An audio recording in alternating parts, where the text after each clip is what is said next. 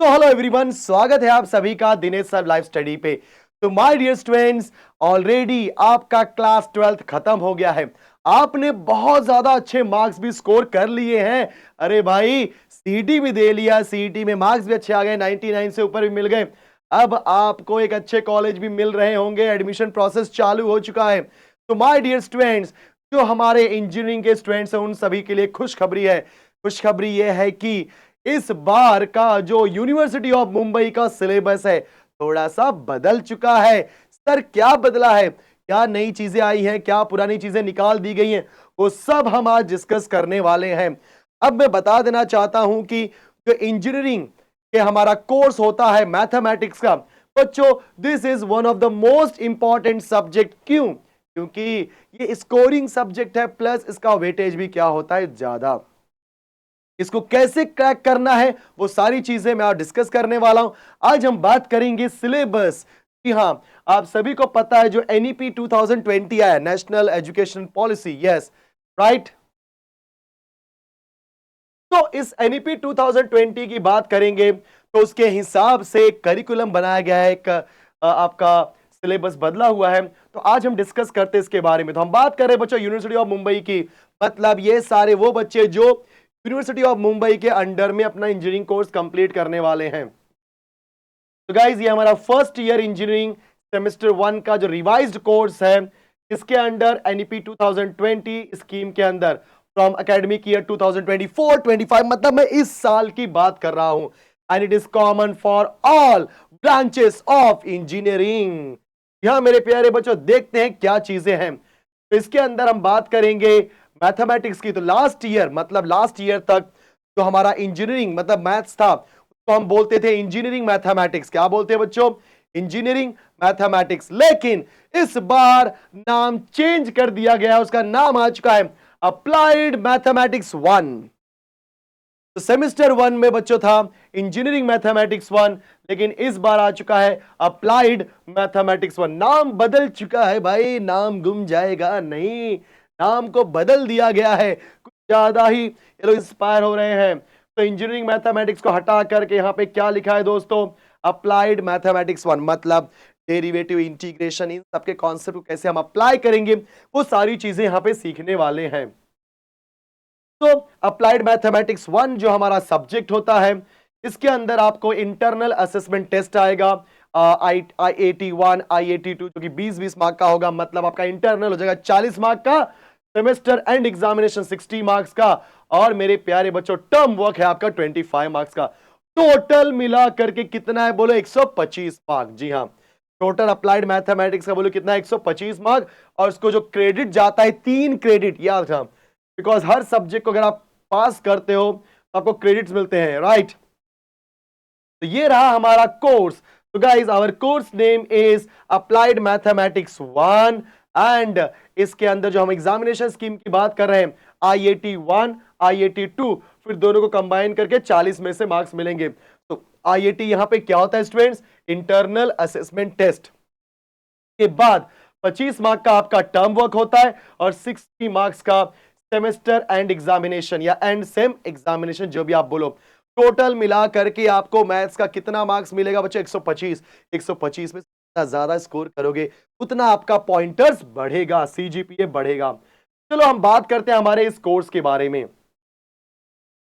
तो मेरे प्यारे बच्चों, अगर हम इस कोर्स की बात करेंगे तो इस कोर्स के अंदर सबसे पहला चैप्टर आने वाला है, यहां मेरे प्यारे दोस्तों, कॉम्प्लेक्स नंबर। मैं बात कर रहा हूं कॉम्प्लेक्स नंबर का, जो ऑलरेडी आपने क्लास 11th में सीखा है, लेकिन सिर्फ सीखा है बेसिक्स ऑफ कॉम्प्लेक्स नंबर। यहां पे हम बात करेंगे कॉम्प्लेक्स नंबर क्या होता है, अलजेब्रा ऑफ कॉम्प्लेक्स नंबर क्या होता है, Cartesian, polar form, exponential form of your complex number. के बाद आता है one of the important part of this chapter is De Moivre's theorem. De Moivre's theorem क्या होता है, उसके ऊपर क्वेश्चन कैसे बनते हैं बच्चों, वो सारी की सारी चीजें आपको सिखाई जाएंगी। के बाद sine raise to n theta है या cos raise to n theta, उसको साइन और कॉस में कैसे कन्वर्ट करना है, sine n theta, cos n theta को हम साइन थीटा कॉस थीटा में कैसे कन्वर्ट करेंगे। फिर how we are going to calculate the powers and roots of any complex number. देखा आपने, ये सारी चीजें आपको मिलेंगी। उसके बाद इसी कॉम्प्लेक्स नंबर के ऊपर एक और चैप्टर बनता है, इसका नाम है हाइपरबोलिक फंक्शन। जब आपको कॉम्प्लेक्स नंबर समझेगा तो हाइपरबोलिक फंक्शन भी समझेगा मेरे प्यारे बच्चों, बिकॉज वही चीजें hyperbolic functions and logarithms of your complex number के अंदर circular functions of complex number क्या होता है, हाइपरबोलिक फंक्शन क्या होता है, इनवर्स सर्कुलर फंक्शन क्या होता है, इनवर्स हाइपरबोलिक फंक्शन क्या होता है, राइट। फिर बच्चों आप रियल और इमेजिनरी पार्ट को सेपरेट कैसे करोगे, फिर उसके बाद हम सिंपल एग्जांपल्स कुछ लेंगे, फिर कॉम्प्लेक्स नंबर का लॉगरिथम निकालना सीखेंगे।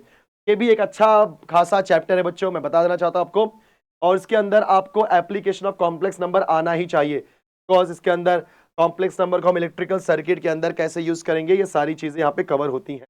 अब आती है बारी डेरिवेटिव की। बच्चों क्लास 12th में आपने डिफरेंशिएशन सीखा था, डिफरेंशिएशन यहां पर सीखोगे पार्शियल डिफरेंशिएशन। वाओ क्या बात है। तो पार्शियल डेरिवेटिव, ध्यान देने एक बात और, पहले जब हमारा इंजीनियरिंग मैथमेटिक्स 1 था उसके अंदर भी आपको कॉम्प्लेक्स नंबर हाइपरबोलिक फंक्शन था, यहां पर भी वो चीज है, चेंज नहीं हुई है। फिर पार्शियल डिफरेंशिएशन आ गया।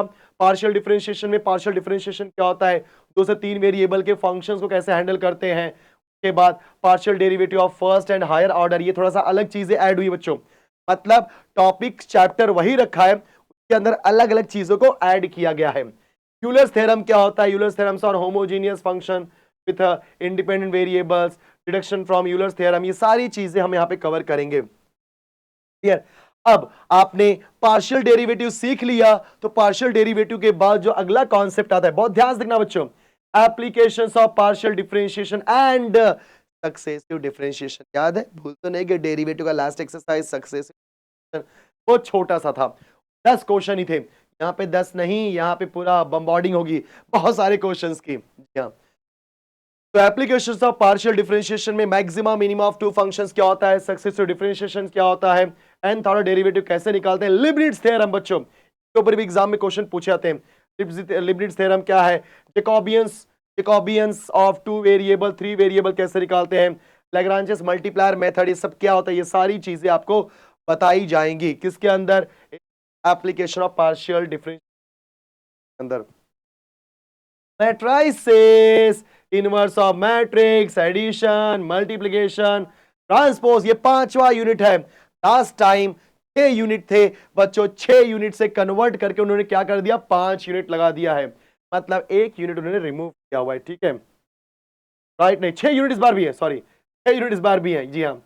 तो मैट्रिक्स एक्चुअली पुणे के अंदर उन्होंने 6 से 5 कर दिया है, बट यहाँ पे 6 यूनिट बरकरार किया है। तो इनवर्स क्या होता है, मल्टीप्लिकेशन, एडिशन, ये सब का हम इनवर्स निकालेंगे, सिमेट्रिक, स्क्यू सिमेट्रिक, ये सारी चीजें। फिर बच्चों ऑर्थोगोनल मैट्रिक्स क्या होता है, हर्मिशियन, स्क्यू हर्मिशियन, ये सब के ऊपर हम क्वेश्चंस करेंगे।